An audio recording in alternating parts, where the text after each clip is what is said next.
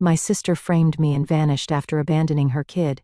Now my family wants me back, but I'll never forgive their betrayal. Hey Reddit. I've been sitting on this story for a while, but I need to get it off my chest. Everything blew up in my family about 2 years ago, and with recent developments, I figured I'd share the whole mess. It's a lot, so I'll probably post this in chunks. So, I, a 26-year-old female now, 24 then, was living at home while finishing my physical therapy degree. I was busting my ass, working part-time at this rehab center while trying to keep my grades up in my final year. It wasn't easy, but I was managing. Then my sister Amber, a 29-year-old female, moved back home after her divorce. She brought her daughter, Lily, a 7-year-old female, with her because her ex-husband cheated on her with some coworker, and she couldn't afford her own place afterward. My parents were super cool about it. They even converted Dad's home office into a bedroom for Lily. Growing up, Amber and I were actually pretty tight despite the 3-year age gap. She always had my back in school, and even let me hang with her friends sometimes. But everything changed when she got pregnant and married her high school boyfriend at 19. She dropped out of college right after the wedding and became a stay-at-home mom. After that, we barely saw each other except during holidays and family stuff. When she moved back home after the divorce, I really tried to reconnect with her. I'd watch Lily when she needed to run errands or go to job interviews. I invited her to hang with me and my friends on weekends. I even helped her make a dating profile when she said she felt ready to move on. But something was off about her. She seemed super bitter and would get this weird look whenever I talked about school or my future plans. Looking back, there were so many red flags I totally missed. Like she started acting really weird a few months after moving back in. Whenever Mom would ask about her job search, she'd get all defensive. She'd disappear for hours on weekends, claiming she was at the library applying for jobs, but would come back with 0 updates. And she guarded her phone like it had the nuclear codes or something. Always locked with a password, which was new for her. I didn't think much of it at the time. I figured she was just stressed from the divorce and trying to figure out life as a single mom. I was focused on my own stuff, finishing my degree, working at the rehab center, and trying to have some kind of social life with the little free time I had. There were these moments though. I'd catch her giving me these weird looks when I talked about my future, or when our parents said something nice about my grades. Once, I overheard her on the phone saying something like, "She's always been Mom and Dad's favorite, but not for long." Pretty sure she was talking about me, which made 0 sense since I was working my ass off for everything I had. One night, I came home from my shift at the rehab center around midnight, and found Amber in Dad's office, going through his desk drawers. When she saw me, she jumped like she'd seen a ghost, and mumbled something about looking for stamps. It was weird, but I was too tired to think about it. I also started noticing small amounts of cash missing from my wallet. At first, I thought I was just spending more than I realized, but then I caught Amber coming out of my room one day when I came home early from class. She claimed she was borrowing a sweater, but nothing was in her hands. I started hiding my wallet after that, but I never confronted her because I didn't want to cause drama when everyone was finally getting along. The week before everything went to hell, Amber asked me to take Lily for the whole weekend because she had job interviews out of town. I agreed, even though I had a major project due. Lily and I had a great time. She's such a sweet kid. But when Amber came back Sunday night, she had a new designer purse and shoes. When I asked about the interviews, she gave super vague answers and changed the subject.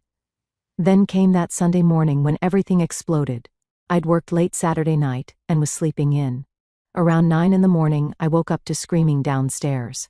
At first, I thought Lily was throwing a tantrum, but then I heard Mom crying and Dad yelling. I ran downstairs in my pajamas to find Mom collapsed in her chair, sobbing, while Dad was red-faced, screaming at Amber. She was showing them something on her phone with this weird, satisfied look on her face. When they saw me, Mom started crying harder, and Dad looked at me with so much disgust I felt sick. Amber was claiming she'd found evidence that I'd been stealing money from our parents for months to pay for my tuition and partying. She showed them screenshots of what looked like bank transfers to my account, and some receipts with my name on them. I stood there in complete shock as my parents and Amber stared back at me. My heart was racing so fast I thought it might burst. "What is this?" Dad demanded, his face turning red as he pointed at the phone. $55,000 missing from our account. I don't understand, I stammered, trying to make sense of what was happening. Amber stepped forward, that smug little smile playing at the corner of her lips. I found something while using Mom's iPad. All these transfers to your account. Want to explain? My stomach dropped as I glanced at the screen. The evidence looked convincing. Bank transfers with my name, dates, amounts. There were even text messages that looked like I'd sent them, confessing to taking the money. That's not real, I practically shouted. I never took any money from you guys. Those aren't even my texts. Mom wouldn't even look at me. She just sat there, sobbing into her hands, shoulders shaking. How could you do this to us? She whispered. Mom, I didn't. I swear on my life. I felt tears welling up in my eyes. This couldn't be happening. This is all fake. Please, you have to believe me. Dad's face was a storm of anger and disappointment. $5,000 of our retirement savings. Your own parents. His voice cracked slightly, which somehow hurt worse than if he'd yelled. I frantically pulled out my phone, hands shaking so badly I could barely unlock it. Look, here are my bank statements. There are no deposits like that. You can see everything. Before my parents could even look, Amber shrugged casually. She probably has a secret account we don't know about. That's what I would do. The way she said it, so calculated, so rehearsed, made my blood run cold. But my parents weren't seeing it. They weren't seeing anything beyond their own shock and hurt. I can't believe you'd betray the family like this, Dad said, his voice low and dangerous. I was full-on crying now, desperate for them to just listen. Please, just call the bank. Check your actual statements. This isn't real. Why won't you at least investigate before believing the worst about me? Mom still wouldn't meet my eyes. She just kept mumbling through her tears. I raised a thief. What will we tell people? Dad pointed toward the stairs, his hand trembling slightly. You have 2 hours to pack your things and get out. No daughter of mine would steal from her own parents. Dad, please, I begged, my voice breaking. Mom, you've known me my whole life. Have I ever given you any reason not to trust me? Can we just talk about this? But it was like talking to a wall. Mom turned away completely, unable to even look at me. Dad just repeated, 2 hours, not a minute more, before walking out of the room. I stood there, sobbing, watching my entire life crumble around me. And through my tears, I could see Amber watching the whole scene with that satisfied smile, like she'd just won some sick game I didn't even know we were playing. Through my tears, I called my best friend, Zoe. She came over right away to help me pack. I could only take what would fit in 2 suitcases, mostly clothes and important documents like my birth certificate and passport. As I was leaving, Amber had the nerve to hug me and whisper, "Don't worry about Lily. I'll make sure she's taken care of." The way she said it made my skin crawl, but I was too upset to process what she meant. After my parents kicked me out, Zoe and her parents let me stay in their guest room while I figured stuff out. My parents blocked my number and email immediately. They even blocked me on all social media. Like, who does that to their own kid without even investigating properly? Amber took it a step further and spread the story to our whole extended family. Within days, I was getting these horrible messages from aunts and cousins, calling me a thief and saying how disappointed they were in me. My uncle even messaged me, saying I should be ashamed of myself for stealing from people who gave me everything. It was like a freaking witch hunt. Only my grandma stood by me. She straight up told my parents she didn't believe Amber's lies, because she knew what kind of person I was. My parents threatened to cut contact with her if she helped me, but she still secretly visited me and sometimes brought groceries. Grandma's a real one. The timing of all this couldn't have been worse. I was in my final semester with clinicals and exams coming up. I had to somehow find a place to live and work enough hours to support myself while finishing my degree. There were nights I legit cried myself to sleep, wondering why my sister would do this to me. Like, what did I ever do to deserve this level of betrayal? Zoe's parents helped me get an apartment by co-signing my lease since I didn't have much credit history. I picked up extra shifts at the rehab center, sometimes working 40+ hours a week while doing clinicals. I was exhausted all the time, but didn't have a choice. I had to eat and pay rent somehow. The worst part was all the random stuff I realized I didn't have after moving out. Like, I didn't have a freaking can opener, or enough towels or sheets for my bed. All these little things you take for granted when you live at home. I was so broke I was eating ramen for like 5 days straight sometimes. I lost like 15 pounds that first month.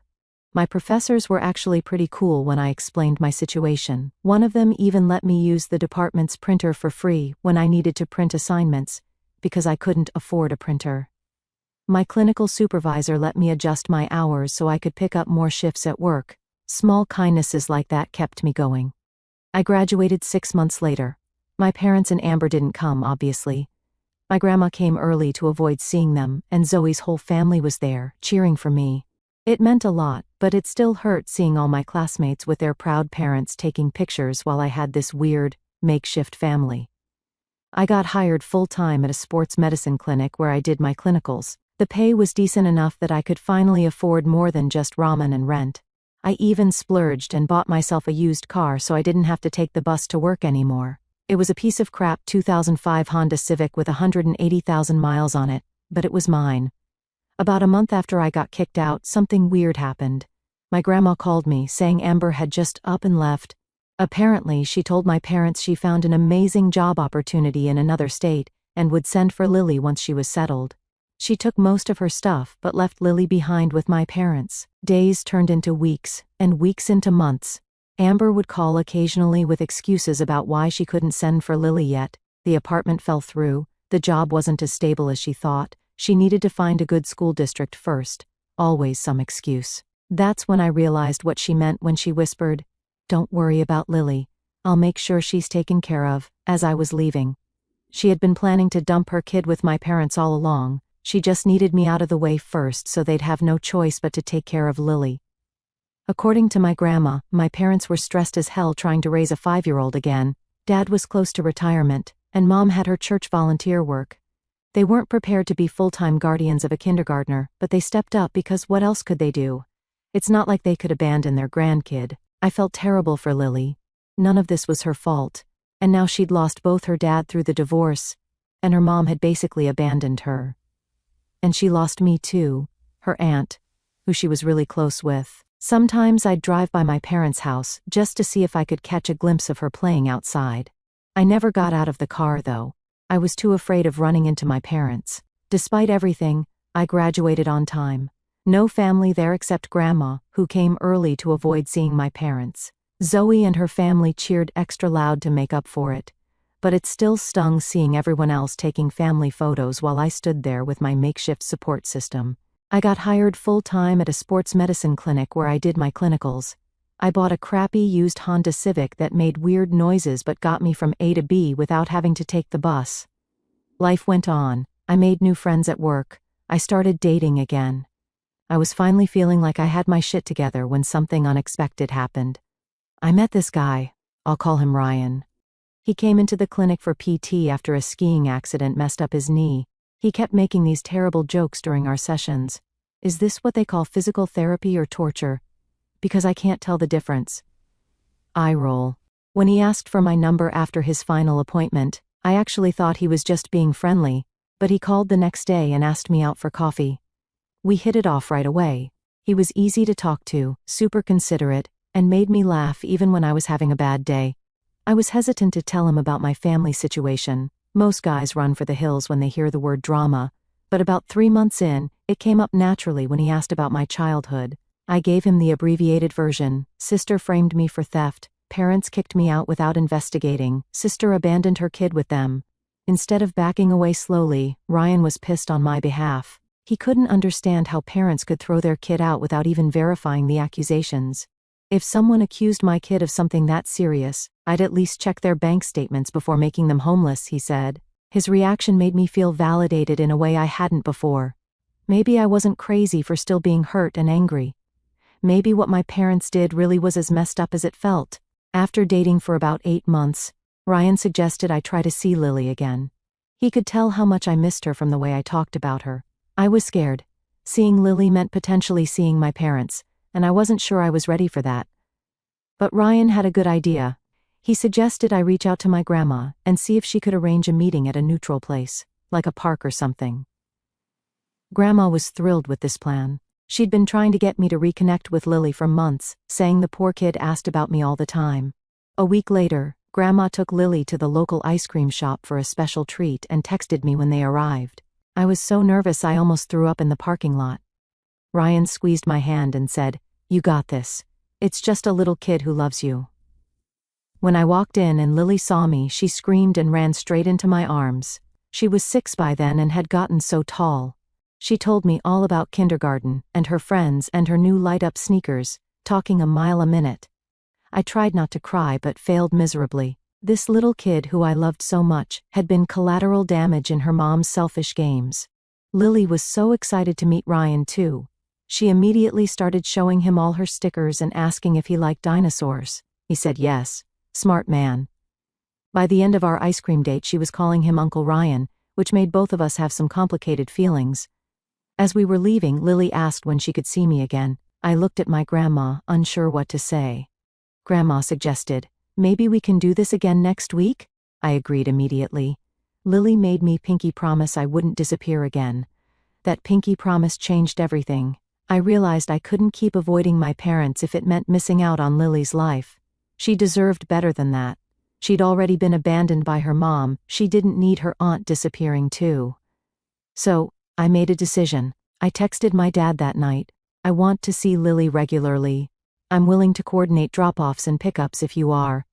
His response came almost immediately, "We should talk in person. Come for dinner tomorrow." I stared at my phone for a long time. Dinner at their house? Was I ready for that? I wasn't sure, but I knew one thing. I'd do anything for that little girl. Even face the people who threw me away without a second thought. Ryan offered to come with me for moral support, but I felt like I needed to do this alone. I was a nervous wreck driving over, almost turned around 3 times. When I finally pulled up to my parents' house, I just sat in the car for like 10 minutes, trying to calm down. "There's something super weird about ringing the doorbell at the place where you grew up." Mom answered the door. She looked older somehow, even though it had only been about a year and a half. She went to hug me, but I stepped back. Wasn't ready for that yet. She got this hurt look on her face but tried to cover it with a smile. "Lily's been so excited all day knowing you were coming," she said, like that was the only reason I was there, which, honestly, it was. Lily came running down the stairs and tackled me in a hug. That little monkey could knock over a linebacker with her enthusiasm. Dad came in from the kitchen, looking awkward as hell. He tried for casual, "Dinner's almost ready." The weirdest part was how they were acting like this was just a normal family dinner. Like I hadn't been kicked out and cut off completely. Like they hadn't blocked my number and social media. Like they hadn't believed the absolute worst about me without a shred of evidence. We sat down to eat, and they started with small talk. I gave short answers and focused on Lily, who was telling me about her science project on butterflies. Finally, after dinner, when Lily went to watch TV in the living room, Mom brought out coffee and Dad cleared his throat. "Here we go," I thought. "We want you to be part of Lily's life again," he said. "She misses you terribly." I nodded. "That's why I'm here, for her." Mom jumped in. "We've been thinking, maybe you could take her sometimes on weekends, give us a little break. It's been challenging raising a young child at our age." I almost laughed. They weren't asking me here to reconcile or apologize, they wanted a babysitter. "So, you want me to help with Lily?" I said slowly. "But we're not going to talk about what happened? About how you threw me out without even checking if Amber's accusations were true?" Dad shifted uncomfortably. That was a difficult time for everyone. Especially for me, I cut in. I was homeless during finals. I was working double shifts while doing clinicals. I lost weight because I couldn't afford food. All because you couldn't be bothered to verify something before destroying my life. Mom's eyes welled up with tears. Classic move. Cry so everyone focuses on comforting you, instead of holding you accountable. "We made a mistake," Dad admitted. "We should have looked into it more, but you have to understand. The evidence seemed very convincing at the time." I shook my head. "No, I don't have to understand that. Parents are supposed to believe in their kids, or at least give them the benefit of the doubt.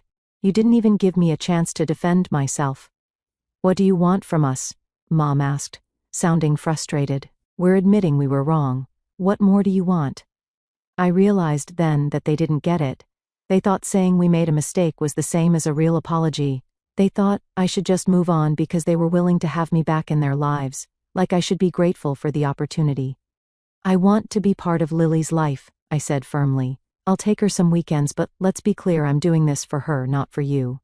This isn't reconciliation, this is me being there for a little girl who deserves better than what she's gotten from this family." The hurt on their faces would have bothered me once. Now, I just felt tired. We worked out a schedule. I'd pick Lily up every other Saturday morning and bring her back Sunday evening. As I was leaving, Dad tried once more. "We're still your parents," he said. "We still love you." I looked him straight in the eye. "Parents don't do what you did. Love doesn't act the way you acted." Then I left, got in my car, and cried all the way home. Ryan was waiting at my apartment with ice cream and a shoulder to cry on. After I told him everything, he said something that really stuck with me. "You know you can have a relationship with Lily without having one with them. You're an adult. You get to decide what kind of contact you have with people who hurt you, even if they're family." He was right, and that's what I did. Over the next few months, I'd text my parents only about Lily logistics, pickup times, drop-offs, stuff she needed for our weekends together. Otherwise, I kept my distance emotionally. No family dinners, no holiday gatherings, just brief hellos and goodbyes at the door. About 6 months into this arrangement, Ryan proposed. We were hiking at this beautiful state park, and when we reached this amazing overlook with the whole valley spread out below us, he got down on one knee. When I called Zoe to tell her, she screamed so loud I had to hold the phone away from my ear. When I called my grandma, she cried happy tears and said she'd been praying I'd find someone who valued me properly after what my family put me through. I decided to tell my parents during a Lily pickup. When I arrived that Saturday, my mom immediately noticed the ring. "You're engaged?" she asked, surprised. I told her Ryan had proposed last weekend, and we were planning a spring wedding. My dad joined, offering a stiff "congratulations. He seems like a nice young man." As I gathered Lily's things, my mom suggested a family dinner to celebrate. I ignored her and left. That night, as Lily snuck cheese while Ryan made pizza, she asked, "Now that you're getting married, will you be my mom instead of aunt?"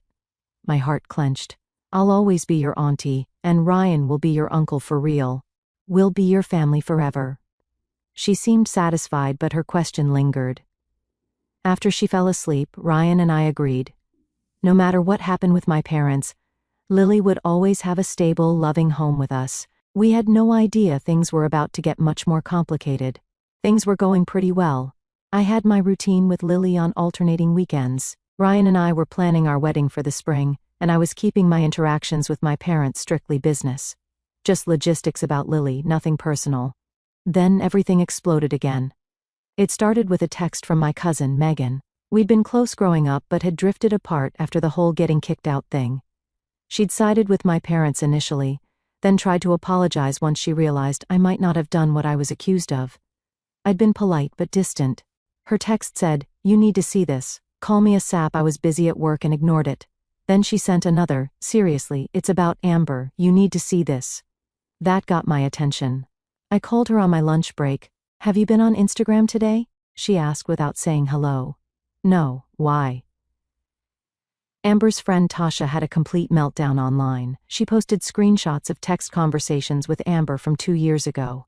About you, about what she did. My heart started racing. "What do you mean? What did she post?" "I'll send you the links, just prepare yourself, it's bad." I went to the bathroom and locked myself in a stall before opening the links. What I saw made me physically ill. Tasha had posted a series of screenshots of text conversations with Amber from around the time I got kicked out. There was Amber admitting she photoshopped fake bank statements to frame me for stealing, bragging about creating fake text messages where I supposedly confessed, explicitly stating she was planning to dump the kid with mom and dad once I was out of the picture, and worst of all, laughing about how easily my parents believed her accusations without checking anything. It was all there in black and white. Proof of her calculated betrayal. The most damning message read, "Parents totally bought it, LOL. They kicked her out same day. Didn't even check the bank or anything. Now I just need to set up my escape plan, and I'll be free of all this family shit." I sat on that bathroom floor for what felt like hours, shaking. Here it was, proof of what I'd known all along. Amber had deliberately framed me to get me out of the way so she could abandon Lily with our parents. By the time I walked out of that bathroom, my phone was blowing up. Other cousins, aunts, uncles, everyone had seen the screenshots. They were all sending me messages of support and shock. The same people who'd called me a thief 2 years ago were now falling over themselves to say they always knew something wasn't right about Amber's story. I left work early, too rattled to focus. When I got home, I found my normally calm, level-headed Ryan absolutely livid after seeing the screenshots that were now circulating through all my social media. "You need to send these to your parents," he said. "They need to see what she did." I hesitated. Part of me wanted to rub it in their faces. "See, I told you." But another part was afraid of what would happen next. Would they expect forgiveness now? Would they think proof somehow erased what they'd done? Before I could decide, my phone rang. It was my dad. "Have you seen what's going around online?" he asked, voice strained. "Yes," I said simply. "We need to talk. Can you come over?" "I don't think that's a good idea right now." "Please," he said, and his voice broke a little. "We need to talk about this in person." Against my better judgment, and with Ryan insisting on coming with me, I went to my parents' house that evening. Grandma was there too, sitting with Lily in the living room while the adults talked in the kitchen. My parents looked shell-shocked. Mom had clearly been crying, and Dad looked like he'd aged 10 years overnight. They both started talking at once when I walked in. We had no idea. If we'd known, "We can't believe she would." I held up a hand to stop them. "I told you she was lying. I begged you to check the bank statements. I showed you my own accounts. You chose not to believe me." Dad looked down at his hands. "We were wrong. Completely wrong." I waited for more, for an actual apology, for some acknowledgement of the harm they'd caused, but nothing came. Instead, Mom said, "But you have to understand, the evidence looks so real." "No," I cut her off. "I don't have to understand anything. What I understand is that you threw me out with 2 hours' notice during my final semester of college. What I understand is that you blocked my number and my email so I couldn't even defend myself. What I understand is that you believed the worst about me without any investigation whatsoever." "We made a mistake," Dad said weakly. "A mistake?" I laughed bitterly. "What you did was a choice. Multiple choices, actually. And those choices showed me exactly where I stand with you." Ryan squeezed my hand under the table, a silent show of support. "What do you want us to say?" Mom asked, tears in her eyes. "We're sorry. We were wrong. What more can we do?" I looked at her. They weren't sorry for what they'd done to me. They were sorry they'd been fooled. They were sorry they looked bad to the family now. They were sorry they'd been played. But they weren't actually sorry for how they treated me. "You know what?" I said slowly. "There's nothing you can say because this isn't actually about Amber. Yes, she lied. Yes, she manipulated you. But you chose to believe her without evidence. You chose to throw me out. You chose to cut all contact. Those were your choices, and they showed me exactly who you are as parents." Dad's face hardened. "That's not fair. We were victims of Amber's lies too." "The difference," I said, standing up, "is that you had a choice. I didn't. You chose to believe the worst about your daughter without any proof. What kind of parents do that?" I turned to leave, but Mom grabbed my arm. "What about Lily? She needs you." "Don't worry," I said. "I'll still see Lily. I'll still take her on weekends. But this changes nothing between us. You haven't actually apologized for what you did to me. You've only expressed regret for being tricked." "So that's it?" Dad asked. "You're just going to cut us off after we admitted we were wrong?" "Admitting you were wrong isn't the same as apologizing for the harm you caused," I said quietly. "And even if you did apologize sincerely, that doesn't obligate me to forgive you or pretend everything's okay now." I walked out with Ryan right behind me. We stopped in the living room to say goodbye to Lily and Grandma, promising to see them that weekend as planned. As we drove home, Ryan asked if I was okay. I wasn't, not really. Having the truth finally come out should have felt vindicating, but mostly, I just felt sad. The next few weeks were chaotic. Amber had apparently seen Tasha's posts and deleted all her social media accounts. According to my grandma, she called my parents in a rage, accusing them of turning everyone against her and threatening to come take Lily. They had responded by filing for emergency guardianship of Lily, using the screenshots as evidence of Amber's intent to abandon her child. Meanwhile, the wedding plans continued. Ryan and I found a beautiful mountain resort for the ceremony and reception. His parents were incredibly supportive, offering to help with costs and planning. My grandma was thrilled and immediately volunteered to help with whatever we needed. When it came time to send out invitations, Ryan asked the question I'd been dreading: "What about your parents?" I thought long and hard about it. I decided not to invite them.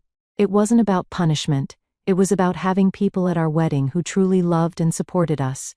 People who had stood by me when things got tough, not just when it was easy or convenient. I wrote them a letter explaining my decision. I've thought a lot about whether to invite you to the wedding. I've decided that I can't. This day is about celebrating love and commitment with people who have shown those qualities consistently. While I will continue to maintain a relationship with you for Lily's sake, I'm not ready to pretend we're a happy family. The truth is, you hurt me deeply, not just by believing Amber's lies, but by how quickly and completely you cast me aside. By how little investigation you did before deciding I was guilty. By how you blocked me from defending myself. Those actions showed me where I stand with you, and they can't be undone by Tasha's screenshots. I hope you can respect my decision and not try to insert yourselves into this event. I will continue to see Lily as arranged. I sent the letter and braced myself for the fallout. It came swiftly. Dad called, furious. So, this is your revenge? Excluding us from your wedding after we admitted we were wrong? I said calmly, it's a boundary. I'm inviting people who make me feel safe and loved. You don't qualify. I'm your father. I have the right to walk my daughter down the aisle. You gave up that right when you threw me out with 2 hours' notice and blocked my number for over a year. Mom got on the phone next, crying about how they'd suffered enough, and how I was being deliberately cruel by excluding them from this important day. They didn't take it well. For the next few weeks they tried everything: guilt trips, anger, sending other family members to plead their case. But I didn't budge. This was one area where I wasn't willing to compromise. Ryan's parents, bless them, offered to hire security for the wedding, just in case my parents decided to show up uninvited. No one should have to worry about family drama on their wedding day, his mom said kindly. The wedding day finally arrived after weeks of planning. Everything was perfect. Beautiful mountain venue, Lily practicing her flower girl duties, Grandma ready to walk me down the aisle. Ryan's parents arranged security, just in case, which turned out to be 100% necessary. An hour before the ceremony, my phone blew up with texts from Ryan's mom. Your parents are here. They're demanding to be let in. Your dad is insisting he's walking you down the aisle. I called her immediately. Turns out, my parents showed up with Amber, who apparently flew in from Florida just for this. They were telling security there was a misunderstanding and that they were expected guests. Dad was threatening to call the police, claiming we were kidnapping Lily. Complete BS. Grandma had written permission. I told security not to let them anywhere near the venue and to call the police for trespassing if necessary. Wasn't about to let them ruin my day. The ceremony started 20 minutes late but was perfect otherwise. Ryan's dad walked me down the aisle. Lily scattered petals everywhere, mostly on guests, not the aisle. And Ryan's face when he saw me is a memory I'll cherish forever. Right as we were pronounced husband and wife, my dad somehow got past the first security checkpoint and started yelling about father's rights and how he should be the one giving me away. Ryan's cousins, former football players, intercepted him before he got far. Talk about pathetic timing. The reception was amazing, just people who genuinely cared about us celebrating together. Found out later that my parents and Amber tried to crash that too, and were escorted off the property, with my dad still yelling about how they deserved to be there, and Amber filming everything on her phone. A month later, they tried to terminate my visitation rights with Lily through their lawyer, claiming I was an unstable influence with unresolved anger. Total lies about me badmouthing them to Lily and being erratic. Ryan's family lawyer assured us their case had no merit, since I documented everything. They dropped it when they realized we'd fight back with evidence. Their next move, showing up unannounced at our house during their time with Lily, trying to guilt me into letting them in. After the third time, Ryan installed cameras, and we implemented a strict, no unscheduled visits policy. It's been 6 months since the wedding. I still see Lily every other weekend, but pickups and drop-offs happen at Grandma's to avoid my parents. Amber's back in Florida, calling Lily maybe once a month for 5-minute conversations. Sometimes. I still get angry about everything. How they threw me away based on lies, never truly apologized, tried to make my wedding about them, and used Lily as a weapon. But mostly, I feel sad for them. They'll never know their grandchild because they chose pride over a relationship with their daughter. That sadness doesn't mean I'll let them back in. I've built a good life without them. Loving husband, successful career, strong bond with Lily, deeper relationship with Grandma. and in-laws who treat me more like family than my parents ever did. Sometimes, the family you build is stronger than the one you're born into.